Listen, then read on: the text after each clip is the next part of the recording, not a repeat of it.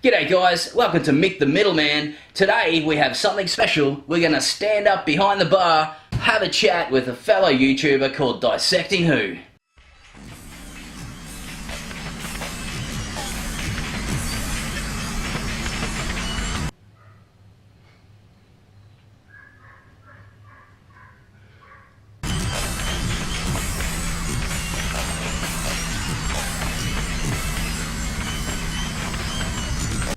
Hey mate, how you doing?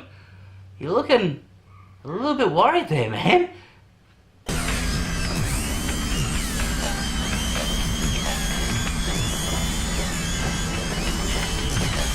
Okay, it looks like we might have some technical difficulties here.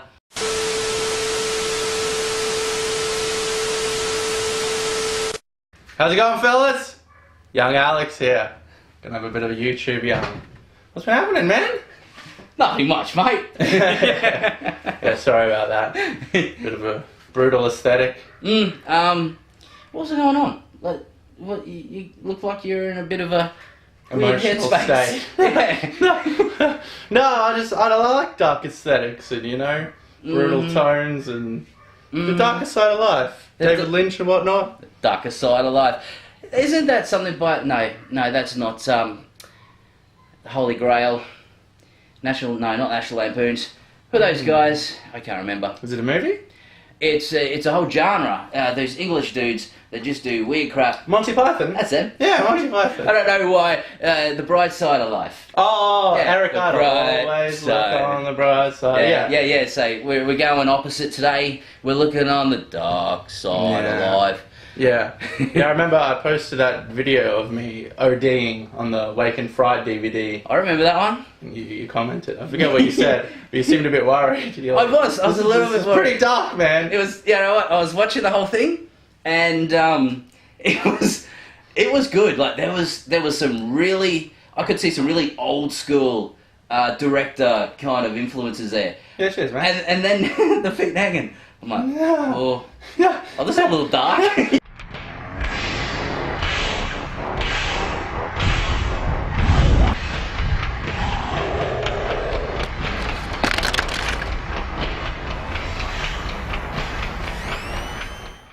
Maybe he's not okay. Yeah. But it was in reference to the Solo movie, right? Yeah. Which I was expecting to be very disappointed about. But you end up liking that one. Yeah, it was a reasonably executed film. Yeah. A nice, solid action film. Yeah. I guess.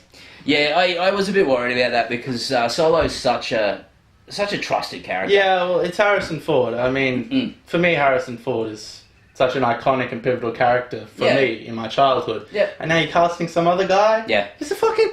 Solo is Harrison Ford. It's not this guy. Yeah. And I don't know what it is with Hollywood at the moment trying to downgrade Harrison Ford, because even in Blade Runner, right? He nearly got taken over. He was in there for a little bit of a cameo, but his character essentially has been taken over. Yeah. So it's all like, okay, thank you, Harrison. Pass it on to someone else and just go sit in the corner and have your custard. You know, that's what it's feeling like. He is an old man. He's getting there, eh? He's getting there. You can tell in some of the interviews he's very, very grandpa. Yeah, he's always been a cranky man. Now he's a cranky old man. Yeah, true. He's finally fit into his which is good. Yeah. Hey, come on! But yeah, I still love Indiana Jones. Oh, Indiana Jones was massive for me as a child. Yeah. Big input. Yeah. Big impact, sorry. I'm going to review them later on, but it's going to be hard to be objective about them. Yeah. Because I'll just be gushing over them like, it was you go amazing! You go into it straight away, like, Harrison Ford, legend. Yeah. And, you just kind of forgive all the other little indiscrepancies and... Oh, there's a major plot hole there. Who cares? Look at his jacket. Yeah. This is badass, killing Nazis. Yeah, I'll have to try to examine that from a more critical angle and try to throw aside my childhood and the impact and all that. Yes. We'll see what happens. Which sounds very much your style. Just throw away the childhood and look at it on a different, darker perspective. Oh, yeah. Nice. Well, is there any movies that you're looking forward to that are coming up this year? They just announced that Patrick Stewart is coming back to Star Trek as Captain Jean-Luc Picard. Oh, really? Yesterday. So that was fucking massive.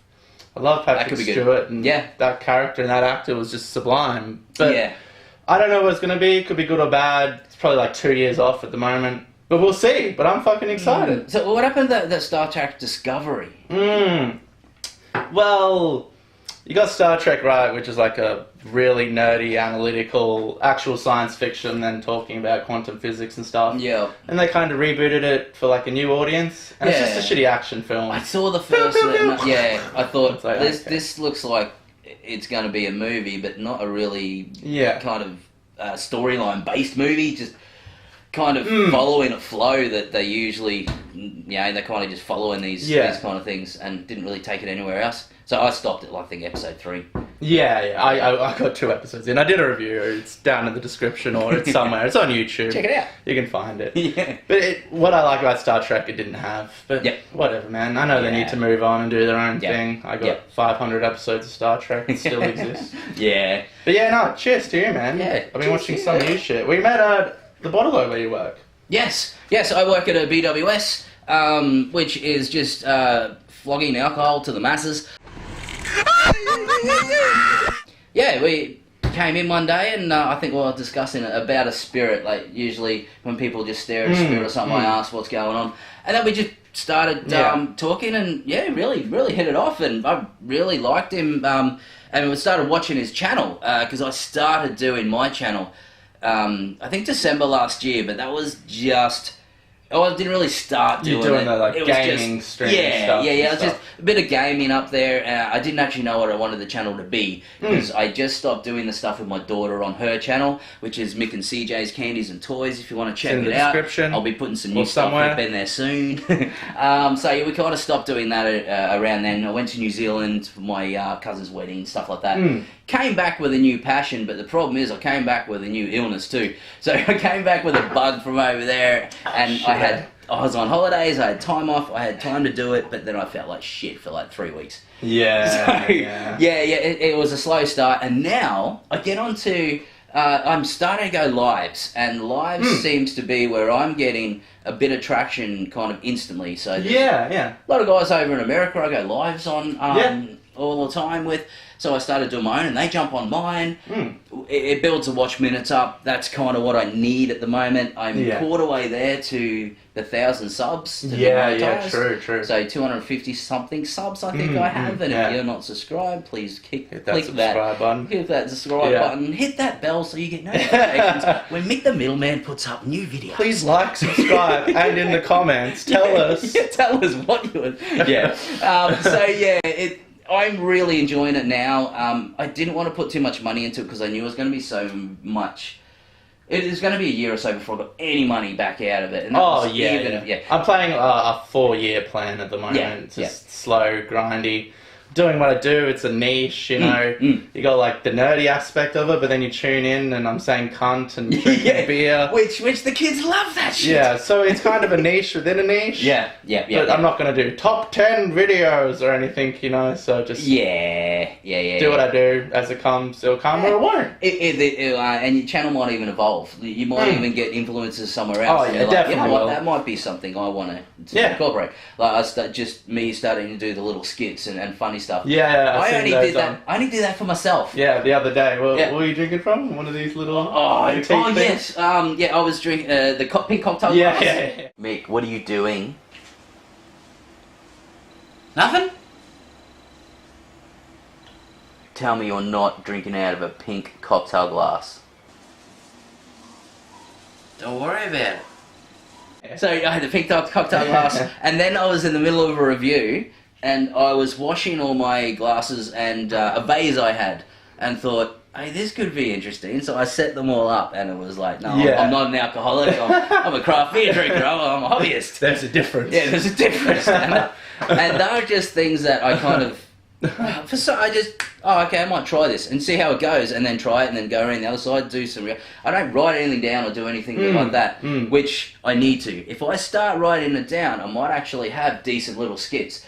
Those ones are okay, but if you really analyse them, they don't make overly the amount of sense with some of the reactions because it's kind of 2 or 3 different edits put into one. Yeah, you're trying to just trying to make something out of the 4 minutes worth of. That's fair enough. Yeah. What? yeah. Do a bunch of random shit and figure it out in editing. Yeah, that's fair enough. So that's what I did, but then I'm going to start structuring it a bit more. So I might get some more comedy on the channel, and I might get some more comedy with other people. Like I think some comedy skits with you might go pretty well. We could attempt something. We could go. I'll have to kill myself at the end. Oh yes. It can't be too funny. No, it needs to be dark and depressing. Yes. But then when you kill yourself, maybe there's a trickle of a rainbow blood or something like that. Just keep it light. Well, killing yourself can be funny. Oh, it can be, depending on how. Maybe the bathtub, you're dropping a toaster or... And then the toast needs to pop when it hits the water. That's the punchline. That's exactly what I was going to say. Comedy and tragedy.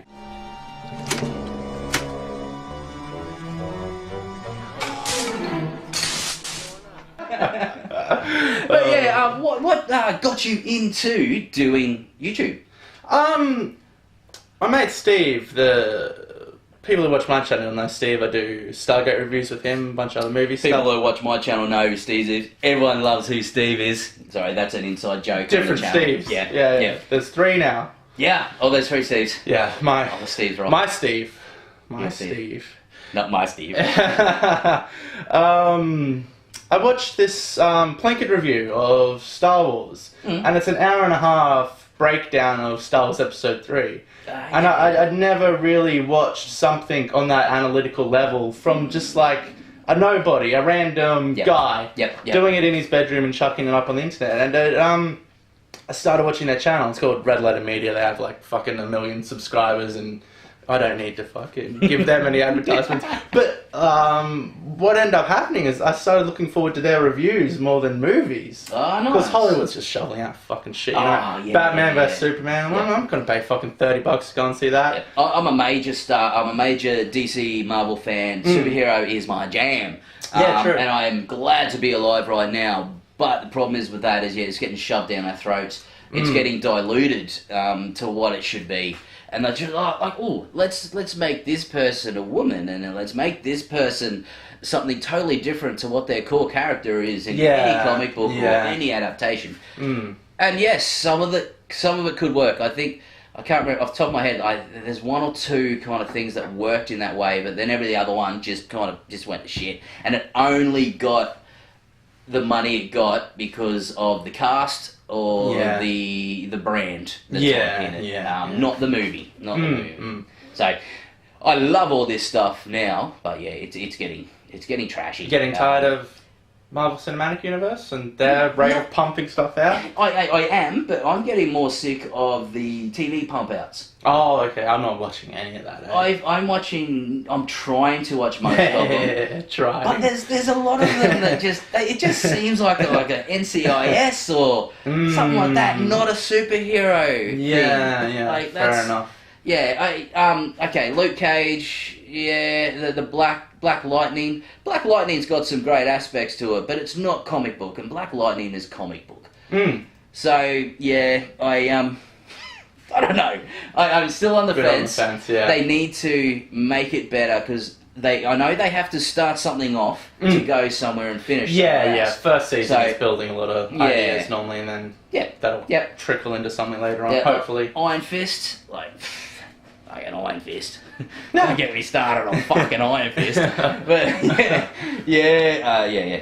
but anyway, I love this genre we're in at the moment, but it is getting a little bit over the top because oversaturated. Anyone who is not into this stuff as much as I am is going to get sick of it, and basically it's going to be like the whole Twilight thing. It's like, get this shit off the screens. We're over and done with this shit. But I want it to stay, because it needs to get better. Now that finally, after 10 years, Marvel's actually going to get into the shit that they've been preparing for to get into. Yeah, not just origin movies. Yeah, it could get better. Yeah. Well, they're going into the cosmos, and it's all expanding, and the scope is going to be bigger now, so I'll give it a go. Everyone has AIDS!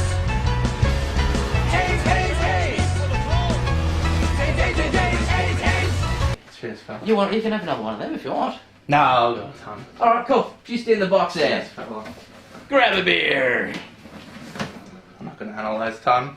Yeah, ton's good. Ton's good. Just a good fridge filler. Nice and cheap. This one does the job. This carton cost me $17. Oh fuck! Really? Yeah. Holy fuck! That's crazy. So $10 off on the receipt rewards. Okay. And staff discount. Yeah.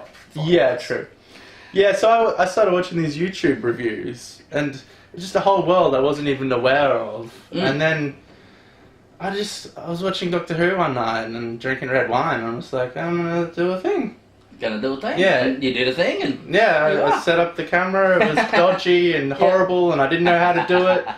But you can have an extensive plan, and you can work all this shit out, or you can just jump in and do it, and then it's done, and learn as you go. And that's what I've been doing this whole time, just learning as I was going. And see what works, see what didn't work, and you make your changes from then. Yeah. I knew my camera was shit. So was mine at the beginning. Yeah, a crappy camera I bought for $69 down at some second-hand shop. Just an old handy cam. But it did what I needed to do. I needed a flip-out screen so I could actually see what I was doing.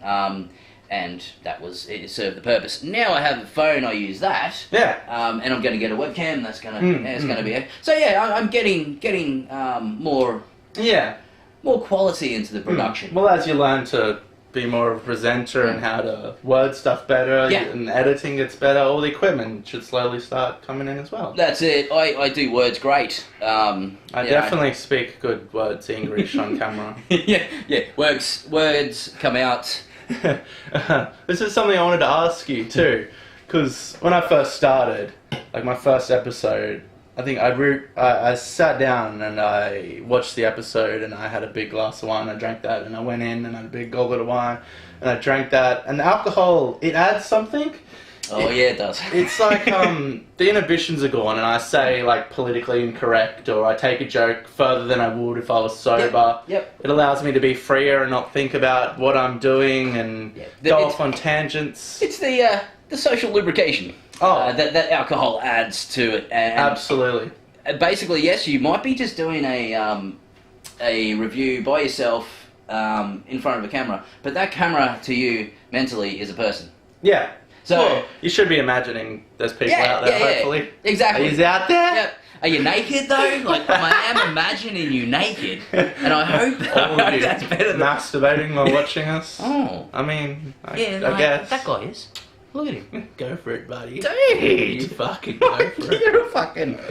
Yeah, he's still going. He won't stop. He's almost there. But we'll let you finish, mate. Yeah, go for it, mate.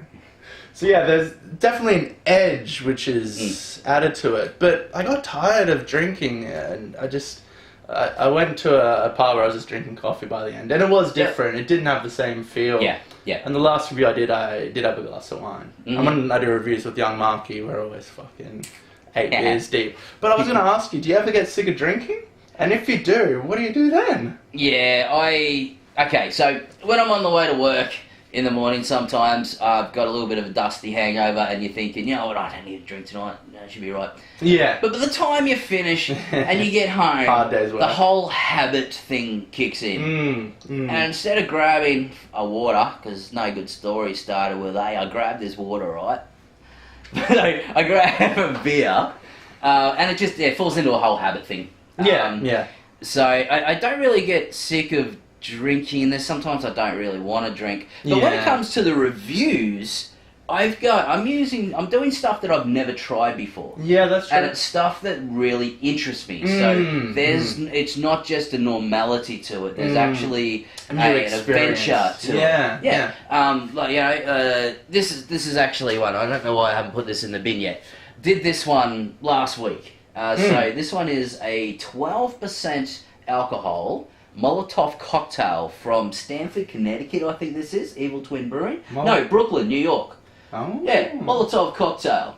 It's an IPA, an Imperial India Pale Ale. So it's an IPA, but an Imperial IPA, and it's got mango and orange added. And it was like a juice with the pulp and float through it. Oh, really? But it had when it warmed up, you can get more flavour out of beer when it warms up. So when it warmed up at the end, it was intense. True. But it wasn't too bad. Like it's that kind of stuff that You wouldn't drink this just in a normal situation, just in a sit down. I was drinking a dirty old, like, fucking box of wine, 5 litres for $10. See, where you're doing the beer, the equivalent for that, for me, would be the episode. Yes. It'd be like if you were coming on drinking a ton every episode, you know? You'd get tired. Oh, hell yeah. And I was getting tired of that dirty old box wine. Yep, and that would definitely be a thing. I would get tired if I was, just drinking a ton, say reviewing a beer, but actually drinking a ton. I would be over it quite quickly. Do you imagine if there was someone who just did like a ton review every week for like 20 years? The same beer, just every week did the same review. Hey guys, today we've got something different for the 534th time in a row. We have Ton Red. Please like and subscribe, and make sure you watch next time. There could be something different. That would be a bit monotonous. You'd lose your viewers pretty quickly. Probably fall into some deep psychosis and go off the rails. I would imagine. I would assume, and I would be disappointed if they didn't. Well, that could add to the channel. The guy goes off the rails. The guy goes off the rails. You're watching a guy just fall apart on screen. His life crumble around him. Better get the train enthusiast with that title at least. There's There are. That's a thing. That's a thing. It is a thing. I've seen a video of like a 40-year-old dad guy at a station with his phone, and a train comes past, and to me it looks like a train. Yep. But this guy just starts jizzing his pants like, oh, this is a 1965 locomotive, oh, and it has this and that, and oh, and look at the steam, like, and he's going, I saw that one. Oh my God! Woo! Listen to that horn! Oh my God! Oh, she's beautiful! She is beautiful, yeah! All right! Oh my, oh no, it's a PL2 too! Oh, the SNC 52! Oh man! Yep. Whoa. Yeah, all but had his penis in his hand. Just on the way, just as it goes past. Yeah. But yeah, I did see that one, and I don't get it. I got a mate who likes trains and that. Yeah. I don't quite get it myself. Yeah. But I'm not into cars or anything either. I mean, people don't get fucking 50-year-old episodes of fucking Star Trek. It's corny as fuck, and the special effects are lame, and it's corny and cheesy. Yeah. And I do, so, different people, different walks of life. That's it, absolutely. If he wants to jizz over a train, he can. Yep, go for it, mate. He probably doesn't like Star Trek. Just ask Thomas. He might be sober. Yeah, he might be 100% sober, but he just might really love trains. Maybe. There are weirdos out there. There are some weirdos out there, like just... Hello, I'm one.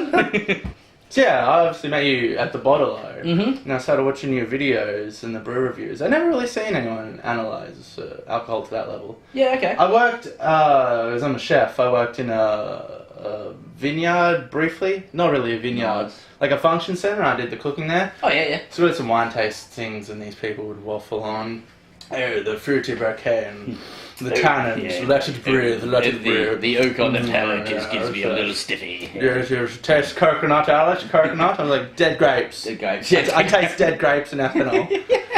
Ribena, mate. So yeah, watching your reviews, you're really knowledgeable about all that stuff. How did you get into it? Was it the Bottle-O first, and then you got into it? Or was there a pre-love and then into the Bottle-O? When it comes to craft beer, craft beer is definitely something that I've gotten a love of, being within the business. And Steve from work, he's been a great help with that, because he got into it, and then he was starting to tell me about dragged you into that world. Yeah, and I'm like, I'm a willing dragger. Take me, Steve. So yeah, I got into it that way, and then we went to me, Steve, and the Steve, as we like to refer to ourselves, SMS, Steve McSteve. I see we did that, well played. Yeah, we have a message for you. So yeah, basically we went into Brisbane. We all magically had the same day off, so we went into Brisbane, into Milton, and we did the Ether, went to the Ether Tap House. And the Newstead one. Yeah, one near Sunny Stadium there. Yeah. So I was basically filming while I was in there, and those guys, in both places, were so awesome. They ended up giving us some freebies, free drinks, free stuff that were very hard to get. Ether gave us a tour of the place while we do it, so I got that in the video as well. Yeah. It was awesome. so that kind of built on the curiosity I had. It built a love because I just had a great day sitting down filming the videos for 8 hours, the Newstead one, because there was so much footage because we were drunk. So there was a lot of editing with that one. Film the squirrel, film the squirrel. Get back to the editing. You're like, why did we film the squirrel? I don't know, but he's in there. But yeah, it created a love on top of an interest. And so that day we went to a bottle-o in Stafford, and I ended up grabbing $230 worth of craft beers to set up my next, 15, 16 videos. Yeah. And since then, I've had reps come in. So reps from Modus Operandi, White Brick, and I think that's about it. Give free products for reviews. Oh, that's that. Yeah, they more are giving it to the BWS side of things to try to get in there, but because I said I can do a review on it as well, I got a full 4 different mix pack from Modus, which would have cost me $30 for these beers, and that's that was awesome. Nice. And I'm going to get into. I need to send a bunch of messages to breweries around the place about trying to get some sort of sponsorship or some sort of backing or something with it. And I need to feel that. I need to pick someone's brain that knows how to do that kind of stuff and what to ask for. Yeah. Basically, it's like, I got $10,000 and I want one beer every day. Like, you can't just... Yeah, you need to know the limit to ask. Yeah. Yeah, I'm kind of on the opposite page. I have the BBC come in and say, can you please stop using our footage? Yeah.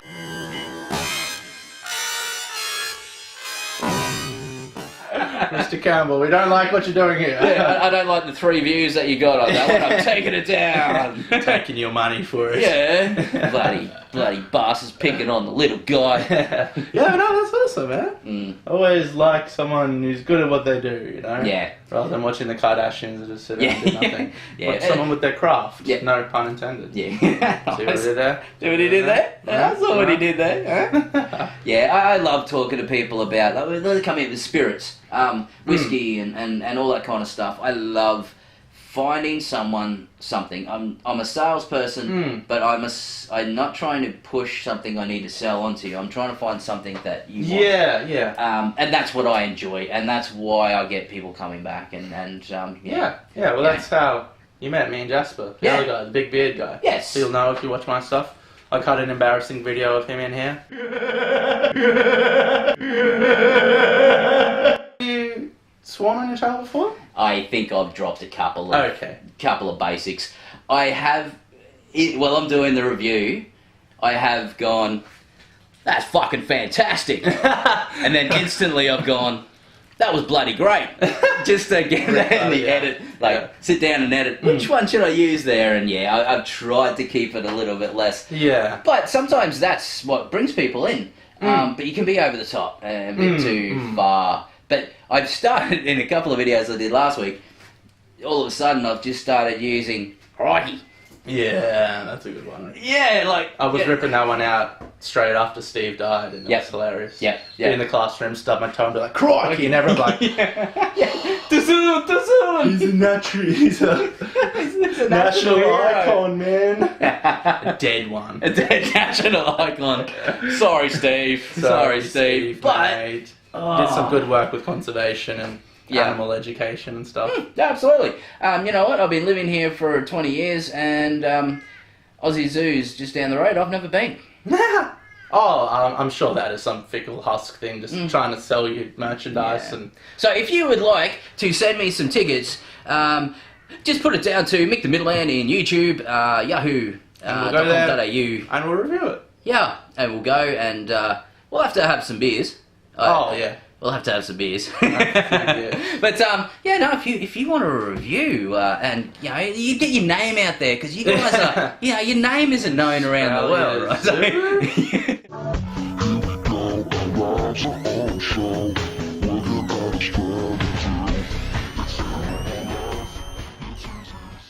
Yeah, we went there once, and when I was married, and the missus was in the car. Steve Irwin was going across the road.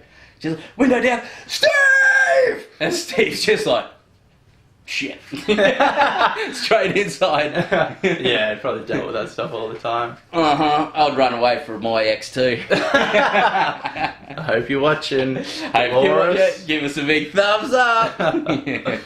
So yeah, basically just fell into it and really found a joy and a passion. I used to be in a band, so I was writing music and had an artistic outpoint. Yep. That stopped, and then, just creating videos and doing these things really filled that creative void in me. I never thought I had a creative void until I started doing things, and then when I stopped doing it with my daughter, I'm like, I feel like I need to do something.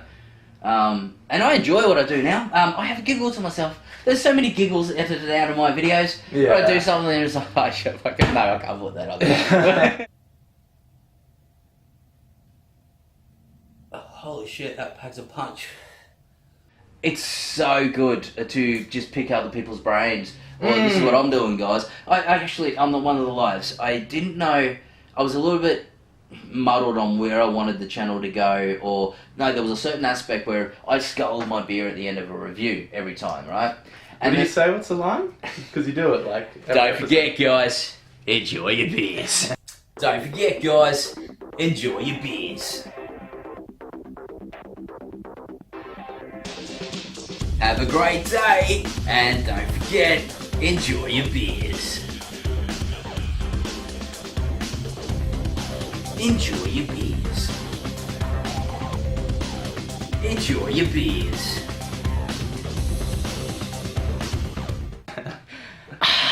Crikey. Yeah. So basically, the problem is I spend so much on these beers, right?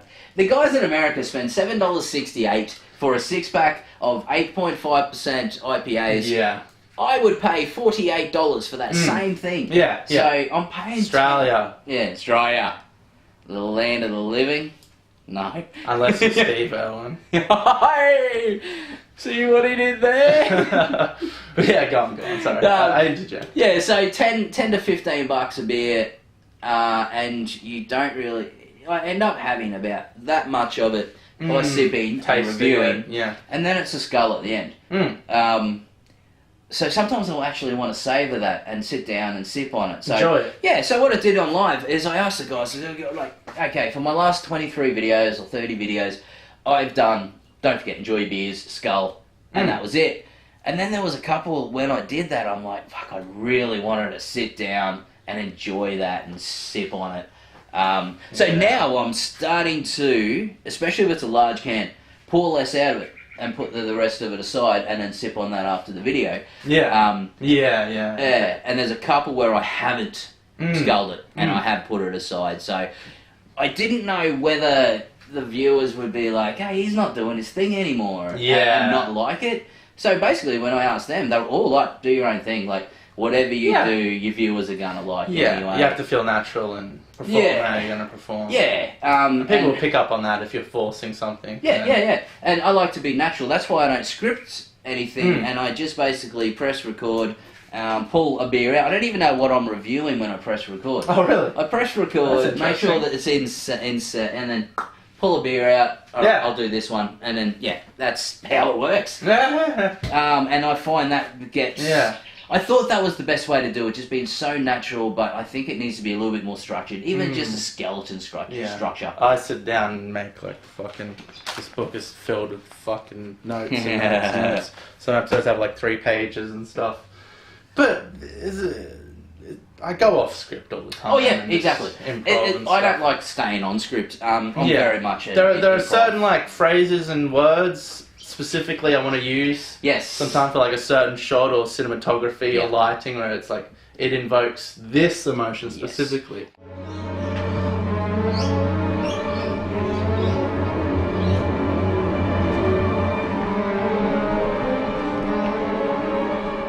Alright, man. Alright, go on. Cheers for the chat. Cheers, Alex. Everyone who's watching this one, make sure you jump onto Dissecting Who's channel, give him a sub, give him a like, hit that bell, give him some support, because good bloke, does some good content, and if you like the darker side of life, get into his side of life. And if you happen to be watching this on my channel, same thing, I'll put Mick's channel right down in the description. Go there, crack a coldie. Shit, let me put them away before they go off. Hit the sub button and go for it, man. Later, guys.